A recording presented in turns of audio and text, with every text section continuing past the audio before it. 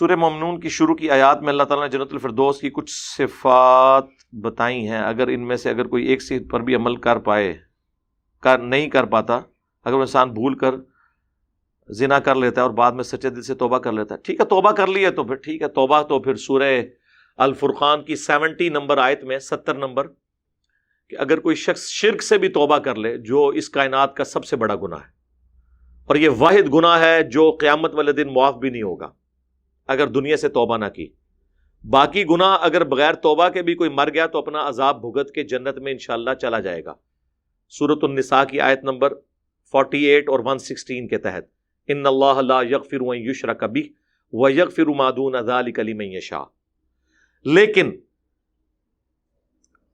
اگر کوئی شخص شرک کر کے دنیا سے گیا تو چاہے وہ اربوں سال بھی جہنم میں جلے، اس کا یہ گناہ معاف نہیں ہوگا. اور دنیا میں شرک سے اگر کوئی توبہ کر لے تو سورہ الفرقان کی آیت نمبر 70 میں آیا 70 نمبر میں کہ ہم اس کے گناہوں کو بھی نیکیوں سے بدل دیں گے. تو ظاہر ہے یہ والا جو معاملہ ہے بدکاری والا، یہ بھی اگر کسی نے توبہ کر لی ہے سچے دل سے، اور پاکستانی توبہ نہیں، تسبیح پھیرنے والی توبہ نہیں، توبہ کا مطلب ہے توبۃ نصوحا، جو آگے کو نصیحت ہو جائے. اور آپ کو میں بتاؤں قرآن حکیم تو یہ پاکستانی توبہ کو تو مانتا ہی نہیں ہے.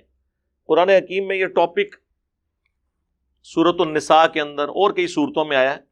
فی الوقت اس کا جو ایک سمجھ لیں ایپیکس ہے نا اس حوالے سے، وہ سورہ النحل میں اللہ تعالیٰ فرماتا ہے آیت نمبر 119، سورت نمبر یہ 16 ہے، 14ویں پارے کا آخری صفحہ ہے.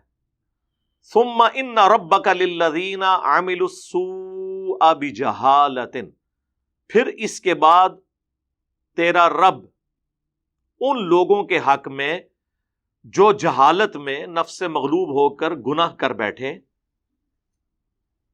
ثم تابوا من بعد ذلک، اور اس کے بعد فوراً توبہ کر لیں کام کرنے کے بعد، وَأَصْلَحُوا، اور اپنی اصلاح کر لیں. اصلاح کا مطلب ہے کہ آندھا کوئی پٹھا کام نہیں کرنا. اِنَّ رَبَّكَ، بے شک تیرا رب، مِن بَعْدِهَا، ایسا کرنے کے بعد، لغفور رحیم، ضرور بخشنے والا مہربان ہے. کیسا کرنے کے بعد؟ توبہ، اور توبہ کے بعد اصلاح.